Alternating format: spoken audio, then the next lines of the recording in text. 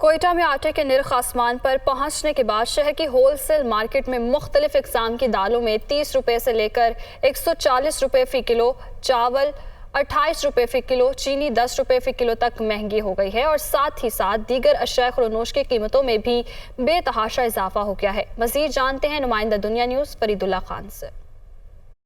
जब आटे के बाद तमाम जो खाने पीने की आम चीज़ें उनकी कीमतों में भी इजाफा होना शुरू हो गया है। देखने में ये आ रहा है कि जैसे ही बारिशों और सैलाब के बाद बलूचिस्तान के दूसरे सूबों से जो ज़मीनी राब्ता है वो कट चुका है, सड़कें टूट फूट का शिकार है, जिसकी वजह से ट्रांसपोर्ट बहुत कम आ रही। बड़ी ट्रांसपोर्ट ना आने की वजह से यहाँ जो है तमाम चीज़ों की किल्लत पैदा हो चुकी है। देखने में आ रहा है कि जो आटा महंगा हुआ था 20 किलो को आटे की बोरी जो है 2500 से 2600 रुपये किलो जो बिक रही है, जो पहले 1800 रुपये में बिकती। जो ज़राए आमदन वो उतने के उतने, लेकिन महंगाई की गुना इजाफा हो चुका है। इस वक्त हम कोयटा की जो बड़ी गला मंडी हम वहाँ मौजूद है, सेटेलाइट टाउन में हमारे साथ एक आड़ती मौजूद है। हम उनसे पूछते हैं कि जो चीज़ें महंगी हो रही हैं इनकी वजूहत क्या है।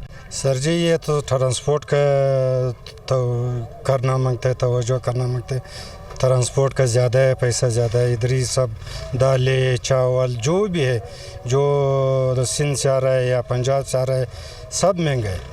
एंड ट्रांसपोर्ट वाला भी एक बोरी के ऊपर हम लोग जो देता था पहले 80-90 एक बोरी के ऊपर आता था, अभी 400-450 रुपये आता है। इनका कहना है कि महंगाई की सबसे बड़ी वजह ये है कि जो पीछे एक शॉर्टेज है वो तो अपनी जगह मौजूद है, लेकिन उसके बाद जो है ट्रांसपोर्ट और किराए की गुना बढ़ गई। इस वजह से सबसे बड़ी वजह ये महंगाई की वजह से। और आने वाले दिनों में अगर जो पुल टूटे हुए हैं, जो सड़कें टूटी हुई हैं, अगर हुकूमत उनको जल्द अज जल्द मरम्मत नहीं करती या उनकी तामीर नौ नहीं करती, तब से तक ये बुरहान जारी रहेगा। क्योंकि अभी आने का और मसला भी दरपेश हो सकता है कि कुछ एक महीने बाद जो है बलूचिस्तान में सर्द सीज़न शुरू हो जाएगा, फिर तमाम जो काम है मरम्मत वगैरह काम करने, कंस्ट्रक्शन का तमाम काम फिर रुक जाएगा, फिर ये सिलसिला बहुत लंबा हो जाएगा, जिसकी वजह से महंगाई मज़ीद बढ़ेगी। जी।